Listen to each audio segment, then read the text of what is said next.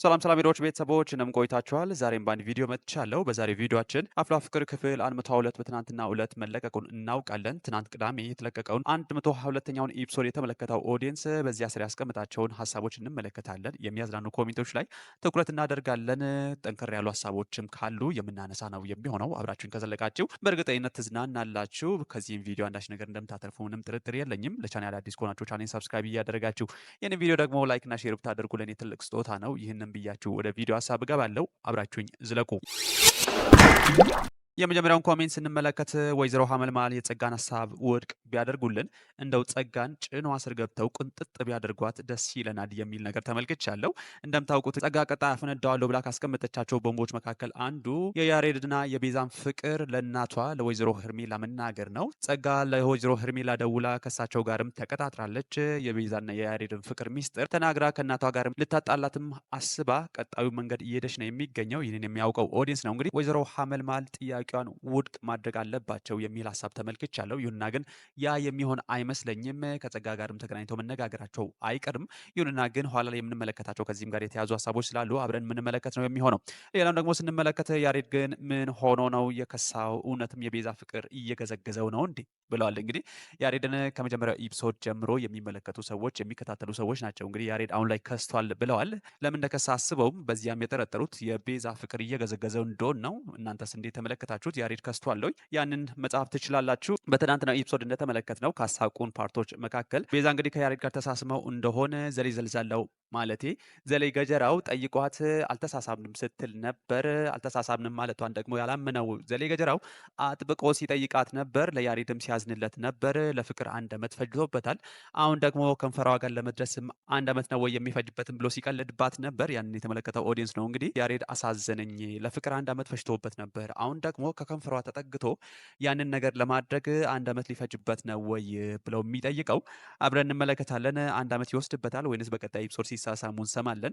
ያንን አብረን የምንመለከት ነው የሚሆነው። ወደ ሌላኛው ሀሳብ ስንሸጋገር የጸጋ ካራክተር የጦር ሜዳ ኃይል እንጂ በአፍላ ፍቅር ጊዜ የሚደረግ አይደለም። በፍጹም ጸጋ ማርያምን ባገኝሽ ጨጓራይ እንዳቃጠልሽው በጋለ ቢላዋ ነበር ማቃጠለሽ ብለው ዝተውባታል። እንደምታውቁት ጸጋ ብዙ ሰዎችን ታናድዳለች። ብዙ ሰዎች ጨጓራችን ተቃጠለ የሚሉም አሉ፣ የሚረግሟትም አሉ። ይሁንና ግን የሚያደንቋትም ሰዎች አሁን ላይ እየበዙ ይገኛሉ። ይቺ ደግሞ በጋለ ቢላዋ ነበር ቅጥል የማደርግሽ ጨጓራይ እንዳቃጠልሽኝ ነው የምትለው። እንግዲህ ጸጋ ራሷን መጠበቅ አለባት። ከቻለችን ቦዲጋርድ መቅጠር እንዳለባት ይሰማኛል።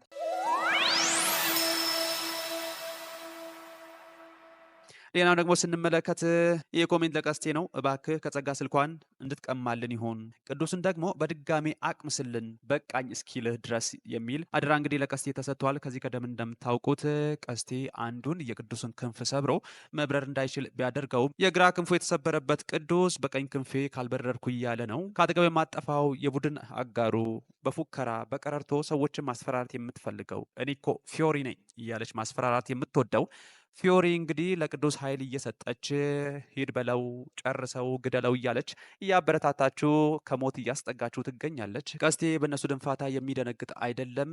ወንድነትን ደግሞ አውርቶ ሳይሆን አድርጎ የሚያሳይ ሰው ነው። ቀስቴ የተግባር ሰው፣ እነ ቅዱስ ደግሞ በምላሳቸው ማስፈራራት የሚፈልጉ ናቸው። ቀስቴና ቹቻ ደግሞ ያላቸው ጥምረት ቅዱስና ፊዮሪን እስከ ቀጣይኛው ዓለም ድረስ መሸኘት የሚያስችል አቅም እንዳላቸው አመላካች ነው። አርፈው ቢቀመጡ ጥሩ ነው።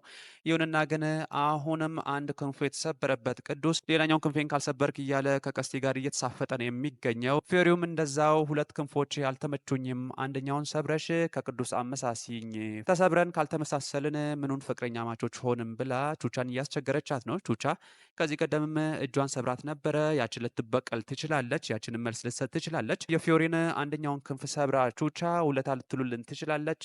ከሚነሱበት የስፕሪንግ ሙድ ከሚያራምዱበት ሙዳቸው ከሚነጥሩበት ከዚያ መንገዳቸው ተመልሰው አደብ እንዲገዙ ቀስቴና ቹቻ አደራችሁን ድረሱልን እያልን እንገኛለን። ሌላኛው ደግሞ ኮሜንት ስንመለከት ሄቨን ይመቻት እሷ ከማንም አትገናኝም የሚል ኮሜንት ተመልክተናል። በትናንትናው ኤፒሶድ ከተመለከትናቸው ምናልባትም ደግሞ ቁም ነገር ሰምቼበታለሁ ብዬ ያሰብኩትን ሲን ልንገራችሁ።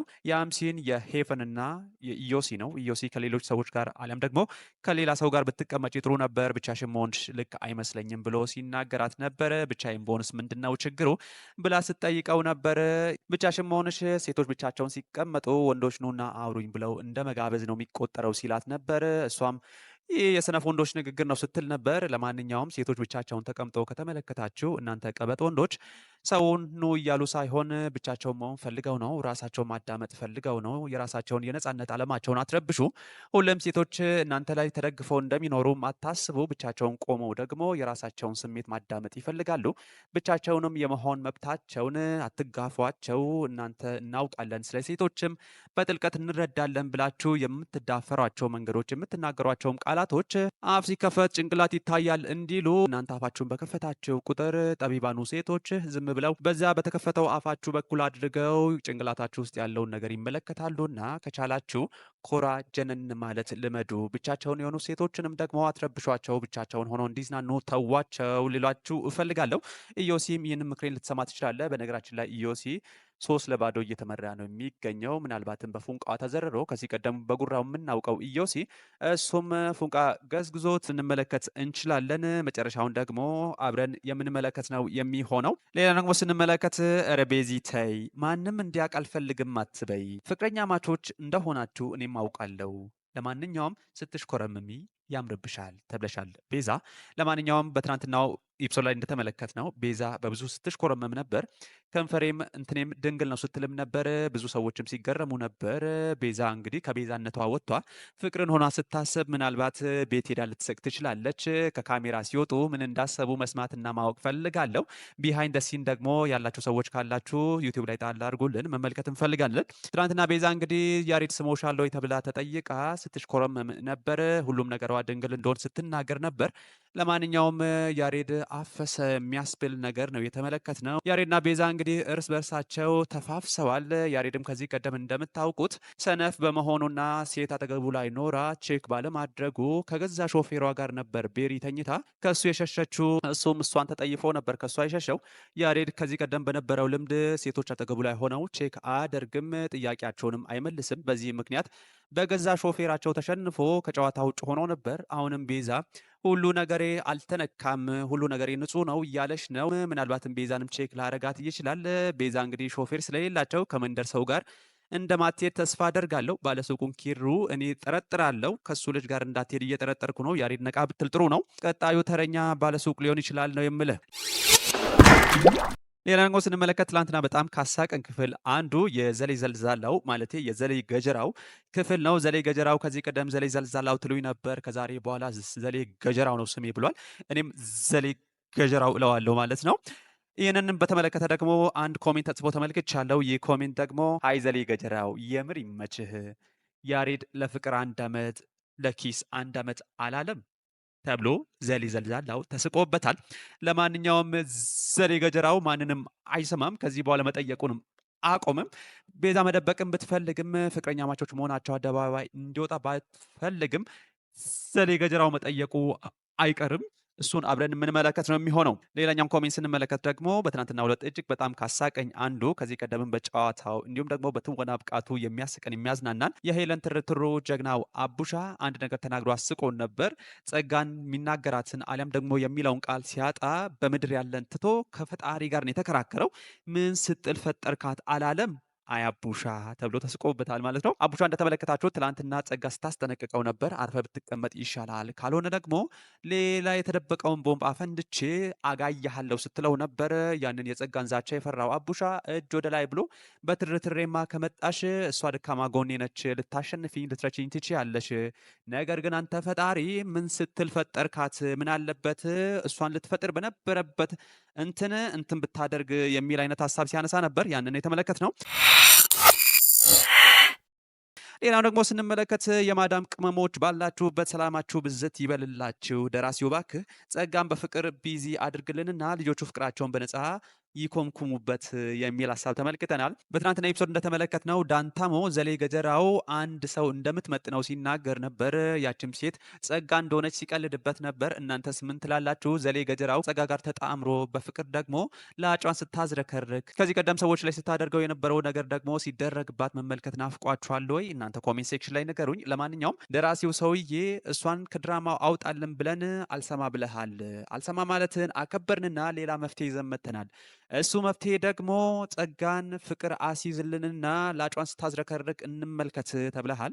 እንግዲህ ትቀይረዋለህ ብዬ አስባለሁ። አብረን የምንመለከት ነው የሚሆነው። ሌላኛውን ደግሞ ስንመለከት ሄቨን ለኢዮሲ አባቴ መጣ ስትለው ያ ፓርት የምር ይመቻት ብለው ስቀውባታል። በትናንትናው ኢፕሶድ እንደተመለከት ነው ኢዮሲ ሸበላ እንደሆነ ያስባል፣ ብዙ ሴቶችም ያፈቅሩታል ይባላል። ጉረኛው ተወዳጅ እንደሆነ የሚያስበው ኢዮሲ ትናንትና በሄቨን ተሸንፏል። በነገራችን ላይ በተከታታይ ሄቨን ጋር በሚጫወታቸው ጨዋታዎች እንግዲህ ነጥብ እየጣለ ነው የሚገኘው። ሄቨን ከዚህ ቀደም እንደሰማችኋት ማንም ማሸነፍ የሚችለውን አሊያም ደግሞ እርግጠኛ የሆነበትን ጨዋታ መጫወት ይወዳል ስትል ነበር። በዚህም እንግዲህ ከኢዮሲ ጋር ያለው ጨዋታ እያሸነፈች ስለሆነ እየተመቻት ይመስላል። ኢዮሲንም 3-0 እየመራች ነው የሚገኘው። ምናልባት ከዚህ ቀደም በጉራው የምናውቀው ተፈቃሪ እንደሆነ የሚያስበው ሁሉም ሴቶች ደግሞ እንደሚፈልጉት የሚናገረው የሚነገርለትም በመጨረሻም ደግሞ የማነህ ቀብራራ ብላ ቤት ወረኛዋ የዘፈነችለት ኢዮሲ በሄቨን ፍቅር ወድቆ ምናልባትም ደግሞ ላጩን ሲያዝረከርክ ከዚህ ቀደም ሁሉን ረትሃል፣ አሁን ላይ ግን ተረትሃል ብለው ሲስቁበት ይሰማኛል። ያ ነገር ሩቅ አይመስለኝም። እናንተስ ምን ይሰማችኋል? ከዚህ ቀደም በነበረው ኢዮሲ ሄቨንን የረታት ነበር የመሰለኝ። አሁን ላይ ግን ሄቨን ብዙ ነጥብ እያስቆጠረች ትገኛለች። በዛ ልክ ደግሞ ኢዮሲ ነጥብ እያጣን የሚገኘው በዚህም ወደ እሷ እየተሳበ ይገኛል። እኛ ወንዶች እንደምታውቁት ያሸነፉንን ሴቶች እንጂ የተሸነፉልንን ብዙም አንፈልጋቸውም። ስለዚህ እናንተ ሴቶች ካላችሁ የሄቨንን መንገድ ተከተሉ፣ ማሸነፍ እንጂ መሸነፍን አትፍቀዱ ልላችሁ እወዳለሁ። በነገራችን ላይ የምታሸንፍ ሴት እወዳለሁ ማለት ነው። ስለዚህ አሸናፊ ሴቶች ብቻ ናቸው ተፈላጊዎች። ተሸናፊና አልቃሻ ሴቶች ብዙም ትኩረታችንን ስለማይስቡ እንደ ሄቨን ኮራ ጀነን ብላችሁ እኛን ቼክ አለማድረጋችሁ አንድ ውበታችሁ ነውና አትሽለጥለጡ። ሁሌም ኩራትን፣ ሁሌ ደግሞ መንቀባረርን አትርሱ። ሴት ልጅ ከፊቷ ምናልባትም ከቁመናዋ አሊያም ደግሞ ከገላ ቅርጿ በላይ የእሷ ኩራት ስለሚስበን የሄቨንን መንገድ ብትከተሉ ታሸንፉናላችሁ ብዬ እንደ ወንዶች ጉዳይ አባልነቴ ሚስጥር እያወጣው ነው የሚገኘው። ወንዶች የሄቨንን መንገድ የሚከተሉ ሴቶችን መከተላቸው ስለማይቀር ያንን መንገድ ተከተሉ፣ ነጥብም አስቆጥሩ። ስታሸንፉን ነው የምንወደው እንጂ ስትሸነፉ ንቀት፣ ስትሸነፉ ደግሞ አንዳንድ ነገሮችን ቀማምሰን ላሽላሽ ነው የምንለው። እናንተም ያ ነገራችሁን ጭማድ አድርገን እንዳንሄድ ከፈለጋችሁ ጀነን ማለት አትርሱ። ያችንም በብልሃት ያዟት። እናንተስ በብልሃት አትታሙም። ይሁንና ግን ሁሌም ቢሆን መኩራታችሁን አትርሱ። ሴት ልጅ እንዳልኳችሁ ከውበቷ በላይ ደግሞ ኩራቷ ነው ውበቷ፣ ቁንጅናዋም እሱ ነው። ስለዚህ ያንን አትርሱ ለማለት ነው። ውድ ሌሎች ቤተሰቦች አብራችሁኝ ስለዘለቃችሁ እጅግ በጣም አመሰግናለሁ። የአፍላ ፍቅር ክፍል 122ን ኮሜንቶች የተመለከትንበት አጭሩ ቪዲዮችን ይህንን ይመስል ነበር። በሌላ ቀን በሌላ ቪዲዮ እስክንገናኝ ድረስ ለቻናል አዲስ ከሆናችሁ ቻናሌን ሰብስክራይብ እያደረጋችሁ ይህን ቪዲዮ ደግሞ ላይክና ሼር ማድረግም አትርሱ። እንዳልኳችሁ በሌላ ቀን በሌላ ቪዲዮ እስክንገናኝ ድረስ ቸር ሰንብቱ። እወዳችኋለሁ። ባይ ባይ።